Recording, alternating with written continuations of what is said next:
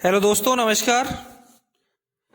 Way of maths channel में आपका फिर से स्वागत है। मैं हूं एम के गुजर और इस वीडियो में लेके आया हूं उत्तर पश्चिमी railway NWR north western railway में दिनांक 9 नवंबर 2024 को एक ट्रेन मैनेजर का पेपर हुआ है ट्रैफिक डिपार्टमेंट में, उस पेपर का हल।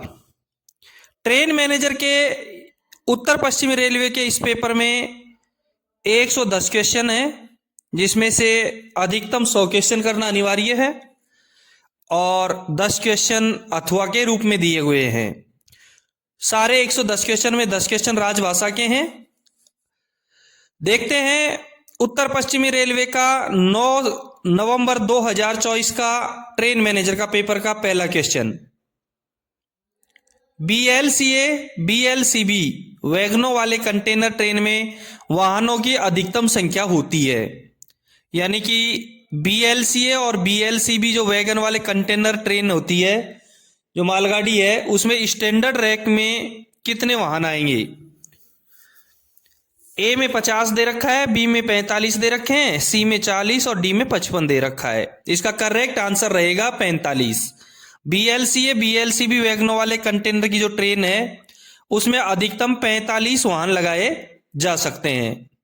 इसी प्रकार से बॉक्सन, जिस मालगाड़ी में बॉक्सन होते हैं उसका स्टैंडर्ड रैक 59 डिब्बों का होता है, 59 वैगनों का होता है।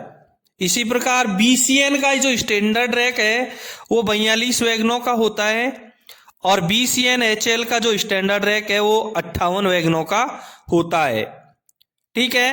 BLCA या BLCB का 45 वैगनों का, बॉक्सन का 59 वैगनों का, BCN का 42 वैगनों का और BCN HL का 58 वैगनों का स्टैंडर्ड रैक होता है। पहले क्वेश्चन का करेक्ट आंसर रहेगा 45 B। क्वेश्चन नंबर 2 देखेंगे। श्रीलंका की राजधानी का नाम क्या है। A में अनुराधापुर, B में जाफना, C में कोलंबो और D में कनाडी। श्रीलंका की राजधानी का नाम कोलंबो है। दूसरे नंबर के क्वेश्चन का करेक्ट आंसर रहेगा C कोलंबो। अनुराधापुर A में दे रखा है और B में जाफना दे रखा है। अनुराधापुर और जाफना दोनों श्रीलंका के बड़े शहरों में गिनती होती है। ये श्रीलंका के ही शहर हैं दोनों और श्रीलंका की राजधानी कोलंबो है। क्वेश्चन नंबर 3 देखेंगे। विशिष्ट अवधि के लिए पास या PTO को रोके रखना, यानी कोई स्पेशल टाइम है उसके लिए पास PTO को रोकना क्या कहलाएगा। A में दे रखा है प्रमुख दंड, B में दे रखा है मामूली जुर्माना, C में दे रखा है निंदा। पास और PTO को रोकना B आंसर सही रहेगा, मामूली जुर्माना यानी छोटी शास्ति, माइनर पेनल्टी। पास PTO को रोकना छोटी शास्ति में आता है, माइनर पेनल्टी में आता है। इसलिए क्वेश्चन नंबर 3 का करेक्ट आंसर रहेगा B मामूली जुर्माना। क्वेश्चन नंबर 4 देखेंगे। जब कोई सिग्नल नया बनाया जाता है या स्थानांतरित किया जाता है तो सतर्कता आदेश कितने समय के लिए दिया जाता है। किसी सिग्नल को नया लगाया जाए या उसका स्थान परिवर्तन किया जाए तो कॉशन ऑर्डर कितने समय के लिए दिया जाता है। A में 10 दिन, B में 90 दिन, C में 180 दिन। ध्यान रहे सामान्य नियम 3.04 के 1 में साफ लिखा है कि साधारणतया सिग्नल लाइन के ठीक बाईं साइड ही लगाए जाते हैं।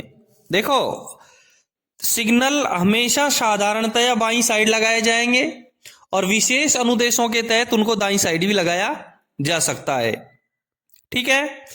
और सहायक नियम 3.26 के 2 में साफ लिखा है, क्या लिखा है उसमें, किसी सिग्नल को स्थानांतरित किए या एक नया सिग्नल लगाए जाने पर जो सावधानियां होती हैं उनका वर्णन किया गया है।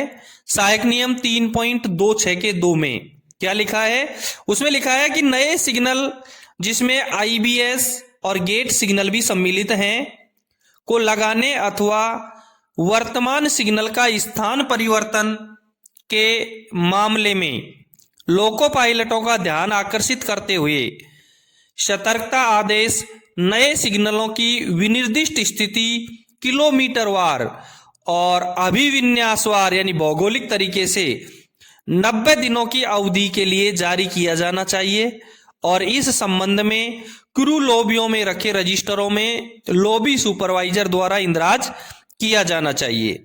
ये लिखा है। तो क्लियर हो गया कि जब कोई सिग्नल नया बनाया जाएगा या स्थान परिवर्तन किया जाएगा तो 90 दिन के लिए सतर्कता आदेश दिया जाएगा। क्वेश्चन नंबर 4 का करेक्ट आंसर रहेगा बी, 90 दिन। क्वेश्चन नंबर 5 देखेंगे। ब्लॉक सेक्शन में पीछे धकेले जाने पर ट्रेन की गति क्या होगी? ए में 30 की एमपीएच दे रखा है, बी में 25 किलोमीटर प्रति घंटे, सी में 10 किलोमीटर प्रति घंटा और डी में 15 किलोमीटर प्रति घंटा दे रखा है। ध्यान रहे, सहायक नियम 4.12 का 3 में के पहले में लिखा है कि यदि ब्रेक वाहन सबसे अगला वाहन हो तो सीधी लाइन पर 25 किलोमीटर प्रति घंटा या किसी टर्न आउट पर या जहां चढ़ाई या ढलान 150 में 1 से अधिक हो वहां 8 किलोमीटर प्रति घंटे से अधिक नहीं होगी धकेली जाने वाली गाड़ी की गति। और सहायक नियम 4.12 के 3 के 2 में लिखा है यदि ब्रेक वाहन सबसे अगला वाहन न हो तो ऐसी प्रत्येक स्थिति में 8 किलोमीटर प्रति घंटे से अधिक गति नहीं होनी चाहिए। दोस्तों, मेरे द्वारा जो भी पेपर हल करवाया जाता है वो उत्तर पश्चिमी रेलवे यानी NWR की G&SR के अनुसार हल करवाया जाता है। यदि किसी भी प्रकार का थोड़ा सा परिवर्तन या डिफरेंट मिले तो आप अपने डिवीजन या रेलवे का G&SR या मैनुअल बुक एक बार जरूर देखें। क्वेश्चन नंबर 5 का करेक्ट आंसर हुआ बी, 25 किलोमीटर प्रति घंटा। ब्लॉक सेक्शन में पीछे धकेले जाने पर ट्रेन की गति होगी 25 किलोमीटर प्रति घंटे। क्वेश्चन नंबर 6 देखेंगे। एकल लाइन सेक्शन में यदि दूर का सिग्नल दोहरी पीली रोशनी दिखाता है तो होम सिग्नल कौन सा संकेत दिखाता है? एकल लाइन सेक्शन में यानी सिंगल लाइन में यदि दूर का सिग्नल यदि डिस्टेंट सिग्नल दोहरी पीली रोशनी दिखाता है, डबल येलो दिखाता है। सिंगल लाइन में डिस्टेंट सिग्नल डबल येलो दिखाता है तो होम सिग्नल कौन सा संकेत दिखाएगा? ए में लाल दे रखा है, बी में हरा, सी में लूनर के साथ एक पीला और डी में डबल पीला। देखो, यदि सिंगल लाइन में डिस्टेंट सिग्नल दो पीली बत्ती दिखाता है तो होम सिग्नल कौन सा संकेत दिखाएगा? ए में लाल दे रखा है, यदि होम सिग्नल लाल रहेगा तो डिस्टेंट सिग्नल सिंगल येलो दिखाएगा। होम सिग्नल यदि लाल रहेगा तो सिंगल येलो दिखाएगा डिस्टेंट सिग्नल। बी में हरा दे रखा है, यदि होम सिग्नल हरा संकेत दिखाएगा तो डिस्टेंट सिग्नल भी हरा संकेत दिखाएगा। सी में लूनर के साथ एक पीला दे रखा है, यदि होम सिग्नल लूनर के साथ एक पीला सिग्नल दिखाएगा तो डिस्टेंट सिग्नल डबल येलो दिखाएगा। इसलिए यही आंसर करेक्ट रहेगा। 6 नंबर का करेक्ट आंसर रहेगा सी। यदि डिस्टेंट सिग्नल डबल येलो रोशनी दिखाता है तो होम सिग्नल लूनर के साथ एक येलो रोशनी दिखाएगा। डी में दे रखा है डबल पीला, होम सिग्नल में डबल येलो होता ही नहीं है। दूसरा, यदि डिस्टेंट सिग्नल डबल येलो दिखाता है इसका मतलब है कि गाड़ी स्टेशन यार्ड में रुकेगी। होम सिग्नल के आगे जाकर के अगले सिग्नल पर गाड़ी रुकेगी, चाहे मेन लाइन में हो चाहे लूप लाइन में हो। इसलिए लूनर के साथ एक पीला रहेगा तो भी डिस्टेंट सिग्नल 2 पीला दिखाएगा। यदि केवल लूनर नहीं रहेगी और पीला रहेगा तो भी डिस्टेंट सिग्नल डबल येलो दिखाएगा। इसलिए क्वेश्चन नंबर 6 का करेक्ट आंसर रहेगा सी, लूनर के साथ एक पीला। क्वेश्चन नंबर 7 देखेंगे। D&AR नियमों के तहत अपील की अवधि कितने दिन की है? D&AR नियमों के तहत अपील की अवधि कितने दिन है? ए में 45 दिन दे रखा है, बी में 30 दिन दे रखा है, सी में 15 दिन दे रखा है और डी में 35 दिन दे रखा है। ध्यान रहे, D&AR के नियमों के तहत जो अपील की अवधि होती है वो 45 दिन की होती है। करेक्ट आंसर रहेगा इसका ए, 45 दिन। दूसरा मैं आपको बता दूं कि D&AR का जो नियम है वो सबसे पहले 1968 में लागू किया गया था। सबसे पहले 1968 में लागू किया गया था। इसलिए क्वेश्चन नंबर 7 का जो करेक्ट आंसर रहेगा वो रहेगा ए, 45 दिन। क्वेश्चन नंबर 8 देखेंगे। यदि ट्रेन नियंत्रण से बाहर हो जाए और ट्रेन मैनेजर को ब्रेक लगाने की आवश्यकता हो तो इंजन का सीटी कोड क्या होगा? ट्रेन नियंत्रण से बाहर हो जाए और ट्रेन मैनेजर को ब्रेक लगाने की आवश्यकता हो तो इंजन का सीटी कोड क्या होगा? ए में दे रखा है लंबी छोटी, बी में दे रखा है 3 छोटी, सी में दे रखा है 2 छोटी और डी में दे रखा है 3 लंबी। ए में जो लंबी छोटी दे रखी है, लंबी छोटी गाड़ी के विभाजन होने पर या गाड़ी पूरी न पहुंचने पर सीटी लंबी छोटी बजाई जाती है। बी में 3 छोटी, बिल्कुल करेक्ट आंसर यही रहेगा। गाड़ी काबू से बाहर है, गार्ड सहायता करें, इसलिए लोको पायलट 3 छोटी सीटी बजाएगा। सी में 2 छोटी दे रखी है, गार्ड से संकेत मांगने के लिए लोको पायलट 2 छोटी सीटी बजाएगा। और डी में 3 लंबी सीटी दे रखी है, लोको पायलट के द्वारा 3 लंबी सीटी एफएम जाम होने पर लगाई जाएगी। फॉलिंग मार्क जाम होने पर 3 लंबी सीटी बजाई जाएगी। क्वेश्चन नंबर 8 का करेक्ट आंसर रहेगा बी। ट्रेन नियंत्रण से बाहर है और ट्रेन मैनेजर को ब्रेक लगाने की आवश्यकता है तो लोको पायलट 3 छोटी सीटी बजाएगा। क्वेश्चन नंबर 8 का करेक्ट आंसर हुआ बी। क्वेश्चन नंबर 9 देखेंगे। What is the full form of OHE? OHE का फुल फॉर्म क्या है? Overhead equipment, overhaul equipment, other head equipment, overhead establishment. और OHE का जो फुल फॉर्म होगा वो होगा ए, ओवरहेड इक्विपमेंट। एक LHB का फुल फॉर्म भी पूछता है, लिंक हॉफमैन बुश। और CBC का फुल फॉर्म भी पूछा गया है नेक्स्ट क्वेश्चन में, centre buffer coupling. Question number 9 का करेक्ट आंसर हुआ ए। क्वेश्चन नंबर 10 देखेंगे। What is the full form of CBC? CBC का फुल फॉर्म क्या रहेगा? ए में सेंटर बेल बियरिंग, बी में दे रखा है सेंटर बफर कपलिंग और सी में दे रखा है chain baby coupling. Correct answer रहेगा इसका बी। CBC का फुल फॉर्म रहेगा सेंटर बफर कपलिंग। OHE का फुल फॉर्म रहेगा ओवरहेड इक्विपमेंट और LHB का फुल फॉर्म रहेगा Linke Hofmann Busch. Question number 11 देखेंगे। वर्तमान में विपक्ष का नेता कौन है? वर्तमान में विपक्ष का नेता कौन है? ए में दे रखा है M खड़गे, बी में दे रखा है राहुल गांधी, सी में दे रखा है अखिलेश यादव और डी में दे रखा है सोनिया गांधी। ए में जो M खड़गे दे रखा है, मल्लिकार्जुन खड़गे इसका पूरा नाम है। भारतीय राष्ट्रीय कांग्रेस के राष्ट्रीय अध्यक्ष हैं मल्लिकार्जुन खड़गे। और हमको दूसरा नंबर पे जो दे रखा है राहुल गांधी, ये लोकसभा में विपक्ष का नेता है। ध्यान रहे, लोकसभा में विपक्ष का नेता लोकसभा का एक निर्वाचित सदस्य होता है जो भारत की संसद के निचले सदन में आधिकारिक विपक्ष का नेतृत्व करता है।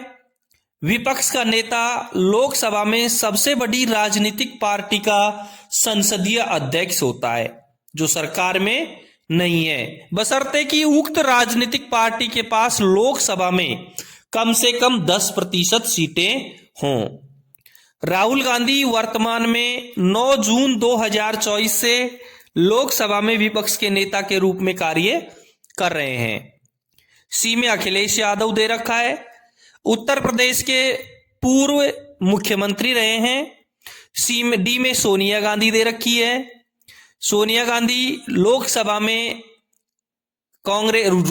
में विपक्ष की पूर्व अध्यक्ष रही है और वर्तमान लोकसभा के विपक्ष का नेता राहुल गांधी रहा है। क्वेश्चन नंबर 11 का करेक्ट आंसर रहेगा बी। क्वेश्चन नंबर 12 देखेंगे, निम्नलिखित में से कौन सा निरीक्षण वाहन है? ए में आरजेड, बी में आरए और सी में आरडी दे रखा है। करेक्ट आंसर रहेगा इसका बी, निरीक्षण वाहन आरए को कहेंगे, आरए को निरीक्षण वाहन कहेंगे। क्वेश्चन नंबर 12 का करेक्ट आंसर हुआ बी। क्वेश्चन नंबर 13 देखेंगे, इंटरमीडिएट ब्लॉक स्टॉप सिग्नल की पहचान किसके द्वारा की जाती है? ए में वाईबी, बी में आईबी, सी में आईएस और डी में बीएस दे रखा है। इंटरमीडिएट ब्लॉक स्टॉप सिग्नल यानी कि मध्यवर्ती ब्लॉक सिग्नलिंग व्यवस्था संपूर्ण ब्लॉक पद्धति के अंतर्गत double line colour light signalling व्यवस्था वाले सेक्शन पर लागू की जाने वाली ये एक व्यवस्था है जिसके अंतर्गत मध्यवर्ती ब्लॉक पोस्ट की सहायता से दो ब्लॉक स्टेशनों के बीच में एक सिग्नल लगाया जाता है और उसके द्वारा इसको दो भागों में बांटा जाता है। इसका पहचान का जो चिन्ह है वो आईबी है, आईबी इसकी पहचान का चिन्ह है। क्वेश्चन नंबर 13 का करेक्ट आंसर रहेगा बी, आईबी। क्वेश्चन नंबर 14 देखेंगे, जयपुर शहर को खाली जगह के नाम से जाना जाता है। ए में सूर्य नगरी, बी में वीर भूमि, सी में विराट नगर और डी में गुलाबी नगर।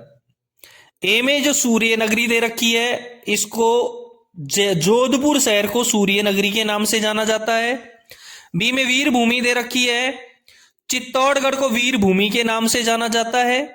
सी में विराट नगर दे रखा है, जयपुर में स्थित ये एक नगर है जो विराट नगर के नाम से जाना जाता है। और डी में गुलाबी शहर है, बिल्कुल करेक्ट आंसर रहेगा इसका डी, जयपुर शहर को ही गुलाबी शहर के नाम से जाना जाता है, पिंक सिटी के नाम से जाना जाता है। क्वेश्चन नंबर 14 का करेक्ट आंसर रहेगा डी, गुलाबी शहर। क्वेश्चन नंबर 15 देखेंगे, what is the full form of SWR? SWR का फुल फॉर्म क्या रहेगा? ए में स्टेशन वर्क ऑर्डर, बी में स्टेशन वर्किंग रूल्स, सी में स्टेशन वर्किंग रजिस्टर, यानी करेक्ट आंसर रहेगा इसका बी। SWR का फुल फॉर्म रहेगा स्टेशन वर्किंग रूल्स, स्टेशन संचालन नियम। OHE का फुल फॉर्म रहेगा ओवरहेड इक्विपमेंट, CBC का फुल फॉर्म रहेगा सेंटर बफर कपलिंग, LHB का फुल फॉर्म रहेगा लिंक हॉफमैन बुश, यानी 15वें क्वेश्चन का करेक्ट आंसर रहेगा B, SWR is equal to station working rules. Question number 16 देखेंगे, क्वेश्चन नंबर 16 देखेंगे, विशेषाधिकार पास और PTO की वैधता कितने महीनों की होती है? विशेषाधिकार जो पास PTO होते हैं उनकी वैधता कितने महीनों की होती है? ए में 5, बी में 4, सी में 2 और डी में 3 दे रखा है। करेक्ट आंसर रहेगा इसका बी, विशेषाधिकार जो पास PTO हैं उनकी जो वैलिडिटी है वो 4 महीने की होती है। 16वें नंबर के क्वेश्चन का करेक्ट आंसर रहेगा बी, 4। क्वेश्चन नंबर 17 देखेंगे, SEC साउथ ईस्टर्न रेलवे दक्षिणी पूर्वी साउथ ईस्टर्न सेंट्रल रेलवे दक्षिणी पूर्वी मध्य रेलवे का मुख्यालय कहाँ है? ए में दे रखा है कोलकाता, बी में दे रखा है भुवनेश्वर, सी में दे रखा है बिलासपुर और डी में दे रखा है जबलपुर। ए में जो कोलकाता दे रखा है, कोलकाता पूर्वी रेलवे और दक्षिणी पूर्वी रेलवे दोनों का मुख्यालय कोलकाता है। ईआर और एसईआर, ईस्टर्न रेलवे और साउथ ईस्टर्न रेलवे, दोनों का जो मुख्यालय है वो कोलकाता में है। बी में भुवनेश्वर दे रखा है। भुवनेश्वर पूर्व तटीय रेलवे का मुख्यालय है। ईस्ट कोस्ट रेलवे का मुख्यालय भुवनेश्वर है। सी में बिलासपुर दे रखा है। बिलासपुर दक्षिणी पूर्वी मध्य रेलवे का मुख्यालय है। SECR, south eastern central railway, जो करेक्ट आंसर है इस क्वेश्चन का। और डी में जबलपुर है। जबलपुर पश्चिमी मध्य रेलवे का मुख्यालय है। वेस्टर्न सेंट्रल रेलवे का मुख्यालय जबलपुर है। 17वें क्वेश्चन का करेक्ट आंसर रहेगा सी, बिलासपुर। क्वेश्चन नंबर 18 देखेंगे। डैमेज वैगन को चलाने की शर्तें हैं। ए में दे रखा है इन रियर, बी में दे रखा है ड्यूरिंग डे टाइम, सी में दे रखा है विद रेस्ट्रिक्टेड स्पीड, और डी में दे रखा है उपरोक्त सभी।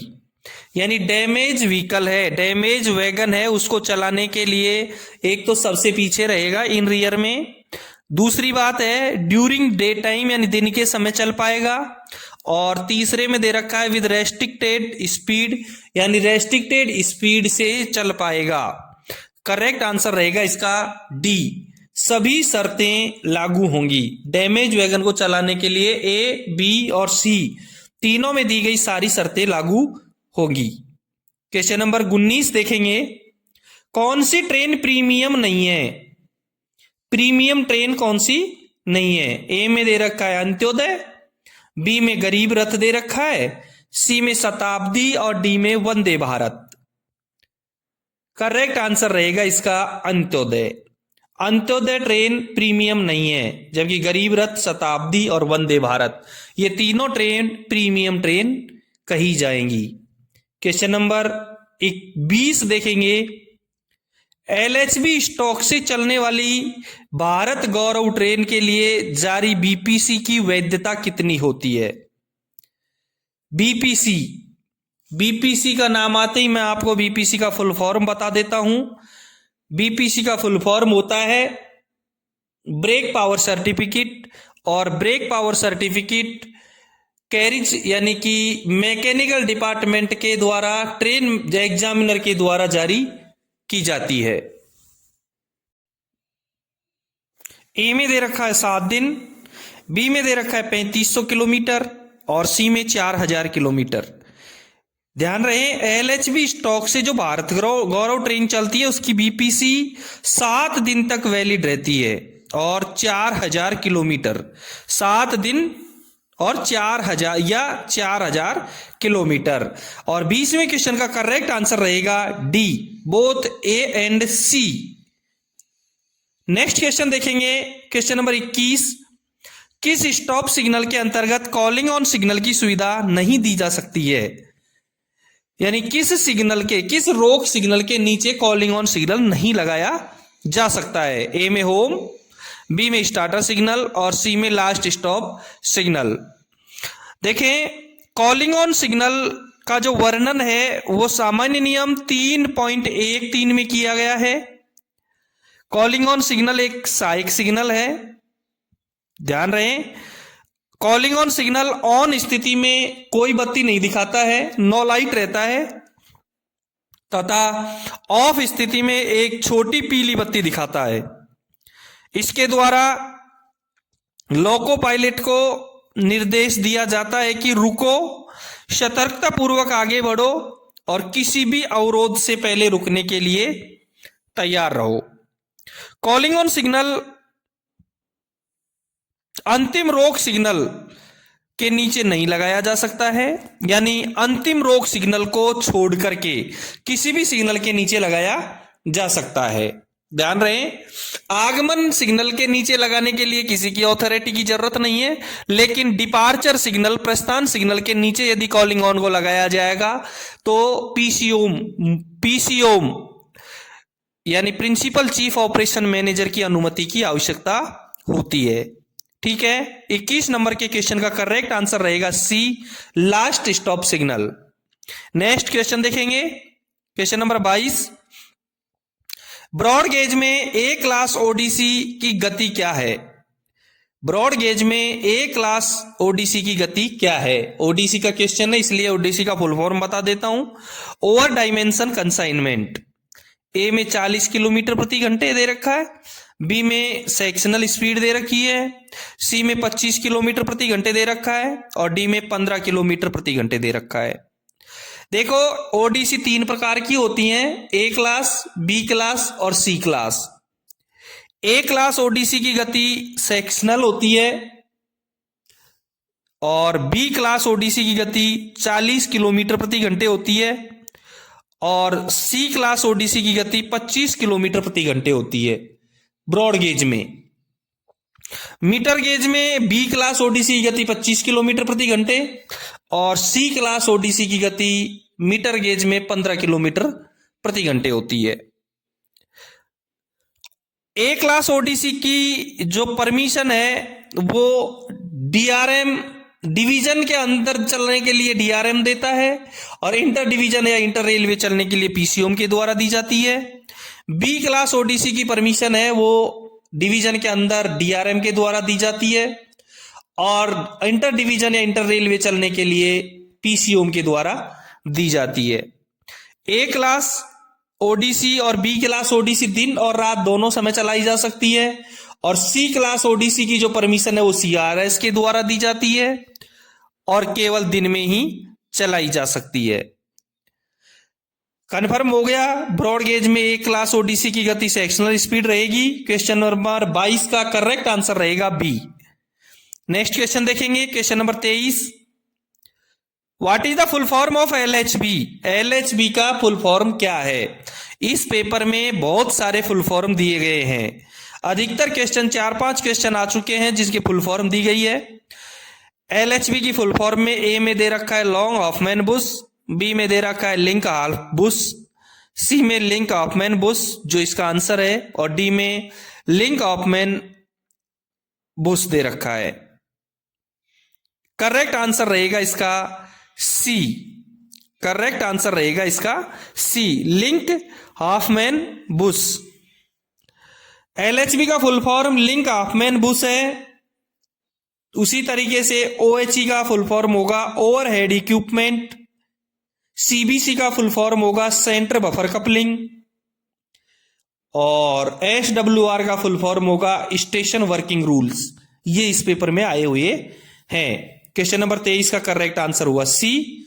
अगला क्वेश्चन देखेंगे, question number 24। Super fast train की न्यूनतम गति क्या है?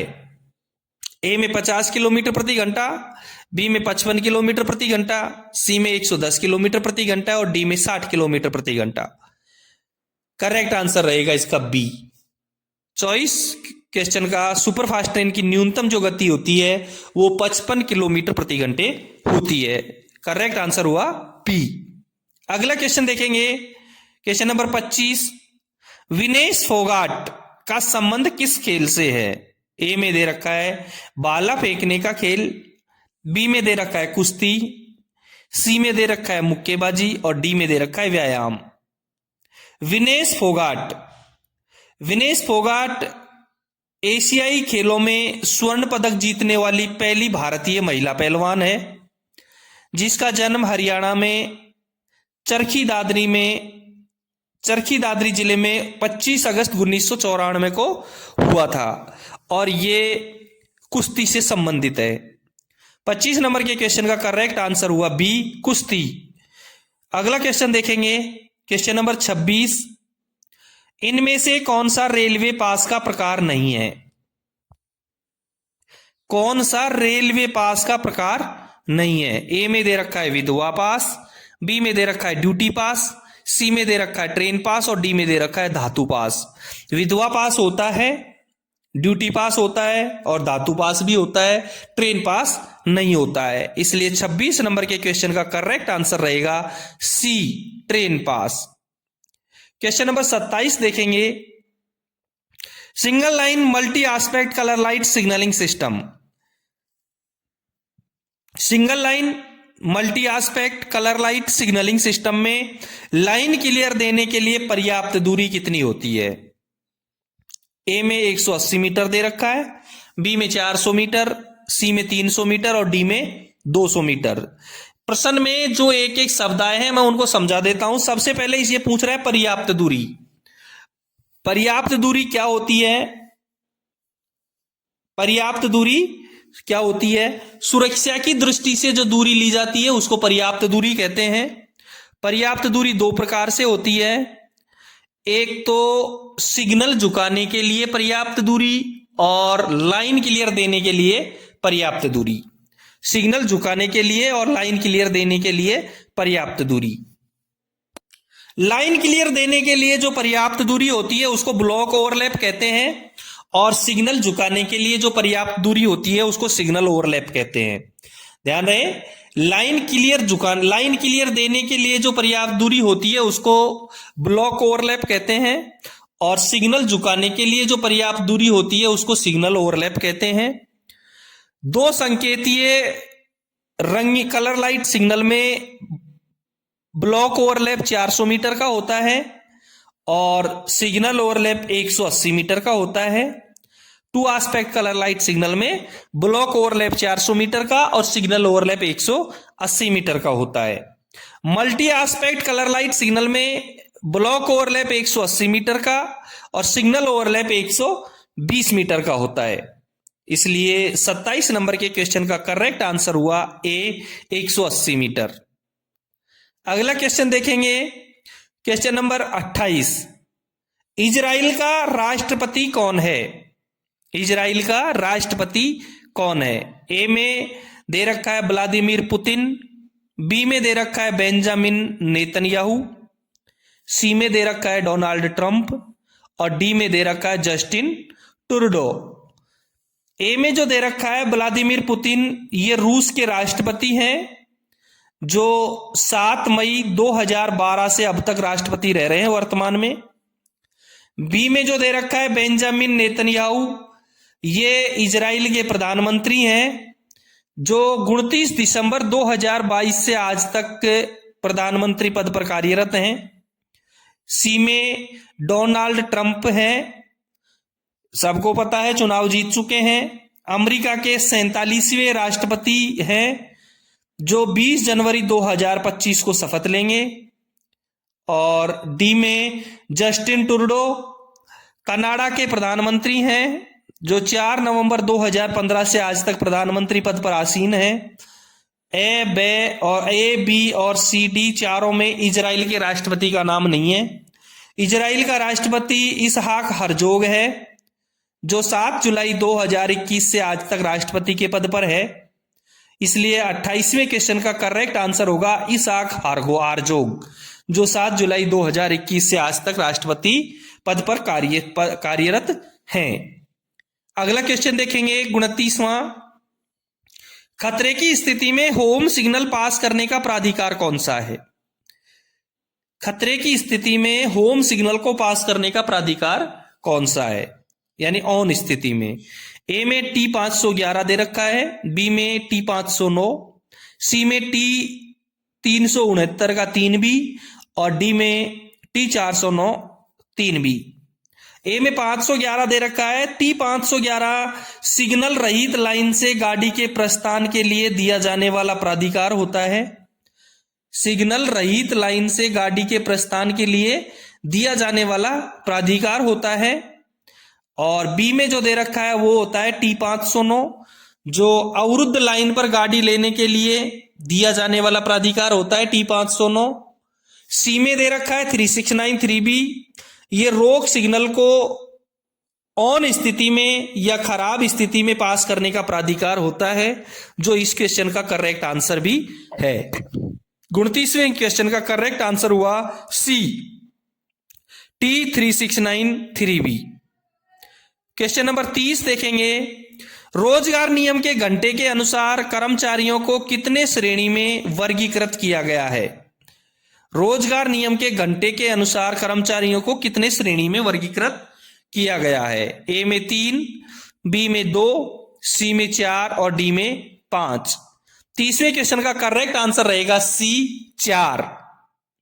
रोजगार नियम के घंटे के अनुसार कर्मचारियों को 4 श्रेणी में वर्गीकृत किया गया है। दोस्तों, यह है उत्तर पश्चिमी रेलवे में उत्तर पश्चिमी रेलवे में मैनेजर का पेपर हुआ है, उस पेपर का पहला भाग। अगला भाग 31वें क्वेश्चन से अगले वीडियो में करवाएंगे। यदि आपने चैनल को सब्सक्राइब नहीं किया है तो एक बार चैनल को सब्सक्राइब जरूर कर दें, वीडियो को लाइक और अपने दोस्तों को शेयर करें। किसी भी समस्या के लिए आप कमेंट बॉक्स में जरूर कमेंट करें। यदि आपके डिवीजन और रेलवे में कोई पेपर हुआ है तो मुझे व्हाट्सएप नंबर पर जरूर भेजें। यदि आपको इस पेपर का पीडीएफ चाहिए तो डिस्क्रिप्शन में टेलीग्राम चैनल का लिंक दिया है, क्लिक करें और पीडीएफ डाउनलोड करें। धन्यवाद। मिलते हैं अगले वीडियो में क्वेश्चन नंबर 31 के साथ में।